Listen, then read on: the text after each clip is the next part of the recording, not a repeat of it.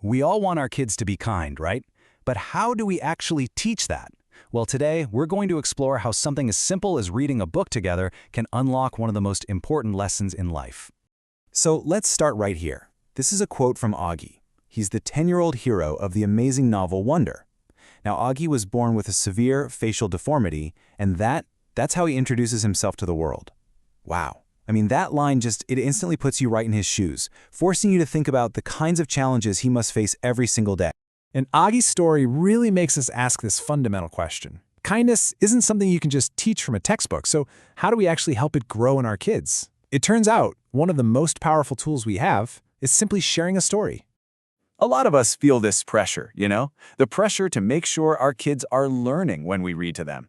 But what experts are telling us is that the real magic isn't actually in the reading, it's in the together. That connection, that's the real goal here. Just look at these two completely different mindsets. On the one hand, you've got the reading mindset. That's kind of the pressure-filled race to the finish line, focused on getting all the words right. But on the other hand, you have the togetherness mindset, and that's all about enjoying the journey, together. Just shifting from that first column to the second can change literally everything about the experience. And when you make that shift, the results are, well, they're profound. When you focus on connection, research shows this whole cascade of benefits. You're not just teaching letters and sounds, you're actually building the foundation for emotional intelligence, problem solving, and a real lifelong love of learning. Okay, so that all sounds great in theory, but how do we actually do it? How do we put this togetherness mindset into practice? Let's dive into a few simple but really powerful techniques that can turn any story time into a fantastic conversation. A great place to start is with the 3T principles. First, tune in. This is a big one. If they're fascinated by a tiny little snail on the corner of the page, forget the main plot. Talk about the snail. Next, talk more. Just narrate what's happening with rich, descriptive language. And finally, take turns. Ask questions. Make it a real back and forth, not just a lecture. Now, if you want a more structured way to help build vocabulary, you can try the peer technique. First, you prompt them with a question. Then, you evaluate their answer with some encouragement. Next, you expand on whatever they said. And finally, you have them repeat the new, richer phrase. So for example, if they point and say, "big dog," you can say, "Yes, that's a big fluffy dog," and then have them try repeating it. Easy, right? And to keep your conversations fresh, you can use the Crowd Question Guide. It offers all these different kinds of prompts, but the distance questions, they're especially powerful. Asking something like, "Hey, does this remind you of when we went to the park?" That connects the story directly to their own life, which is absolutely key for building empathy.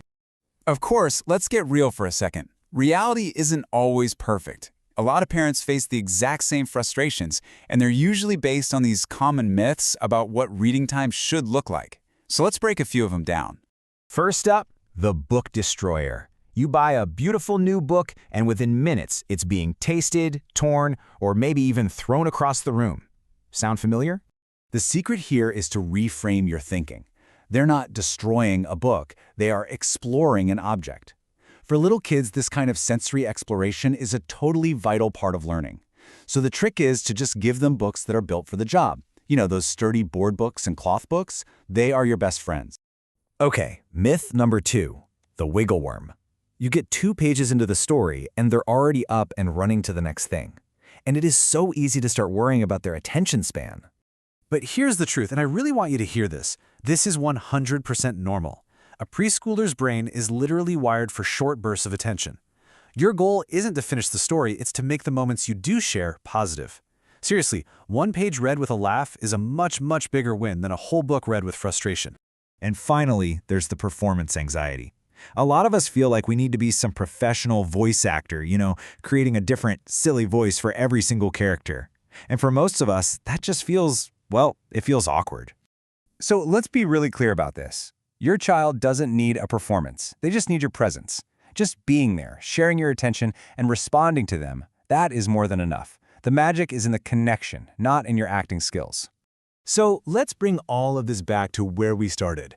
How do these early, playful moments with simple picture books actually lead to understanding a complex and emotional story like Wonder? So Augie's story is all about navigating a world that constantly judges him by his appearance. He has to find courage, he has to deal with bullies, and figure out who his real friends are. It's a heavy topic. And that's exactly why stories are the perfect way to teach these lessons. As one reviewer of Wonder put it, a story that moves us is so much more effective at building character than any lecture or rulebook ever could be. It lets us feel what other people feel. You know, the book's title, Wonder, isn't just referring to Augie. The whole story is told from multiple perspectives, and it shows how his presence challenges everyone around him to change. So the true miracle of the story isn't just about Augie's journey, but about how his courage inspires an entire community to choose kindness. And this, right here, this is the payoff. All those early moments you spend reading together, talking about why a character is sad or what a character might do next, all of that builds your child's emotional toolkit. They start to develop the vocabulary and the empathy to step into someone else's shoes, whether it's a cartoon bunny or a boy like Augie. So, if there's one thing to take away from all this, it's simple.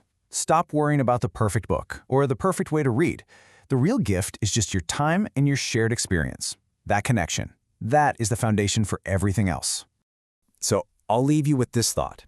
Whether it's a simple picture book or the first chapter of a novel, the story itself is less important than the decision to share it.